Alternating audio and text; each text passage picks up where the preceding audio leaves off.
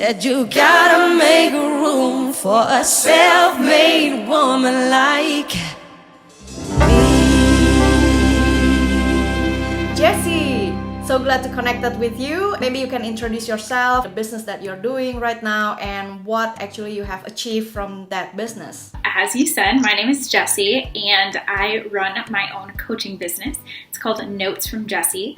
I also blog there. I share a lot of words of encouragement and joy with people looking to live their lives with more joy and simplicity and intention.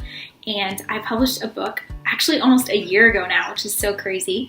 It's called Ready, Set, Now What? It's about figuring out your purpose and identity and gifts post like high school or college graduation, just kind of figuring out what life in the real world looks like. So that's been my adventure. It's been crazy and amazing, and I've loved every minute of it. Tell us the story behind it, like how did you find that passion and what was the challenge? Well, I grew up as an oldest child, and I'm very type A. I like everything to be planned out and organized, and I like to have things go my way. But as most people probably know, life doesn't always go your way. And so that was really hard for me. I had to learn that lesson the hard way. When I was graduating from college, I was trying really, really hard to secure a job before I graduated because I thought that was the right way to do things. But it didn't work out that way. Try as I might, I couldn't secure a job. I was applying and interviewing, and it just didn't work out.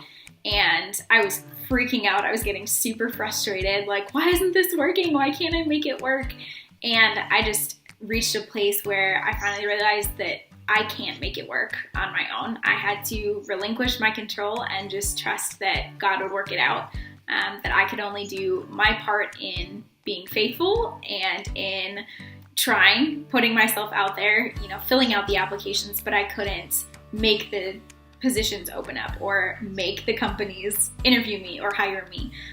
So I had to just be willing to follow one step at a time and trust that God was the one who was going to work it all out.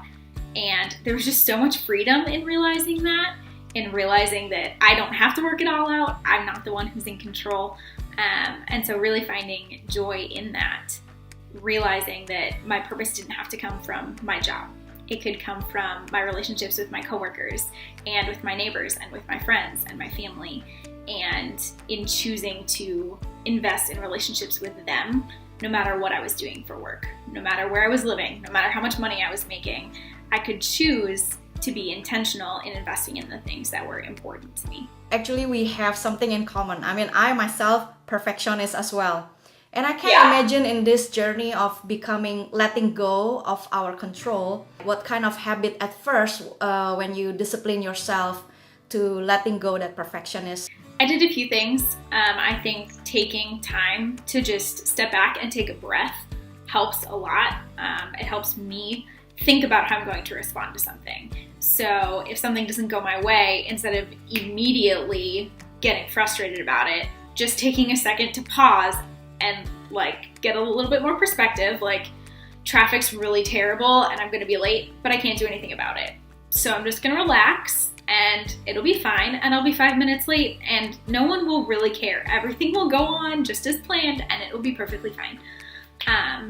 And then I started talking to other people about it, which helped a lot too, because not only do you start to feel like it's much more normal, like you're not the only one, but you can gain perspective and advice from other people too. Other people who've been in similar situations, who have also learned, tips and tricks or habits for figuring out how to lean more into joy and peace as opposed to stress and perfectionism.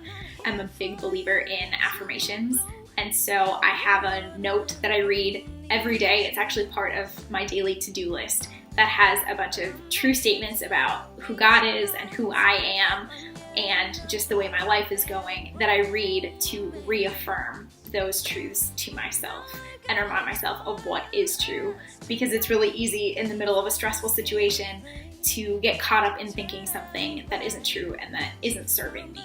So I choose to remind myself of what is true and what is helpful, and those things that can turn a situation around. Thank you so much. Oh my God, this is our first time connected. I feel like I've already known you for so long. If anyone in audience would like to get to know you more and would like even to be coached by you, what link they could find you and your social media or something? I'm on Facebook and Instagram, but you can find all of that on my website, which is notesfromjessie.com. It has all my links for all the social media. So thank you so much, Jessie. So glad to have you here in the show. Yeah, I was so excited. I loved it. Gotta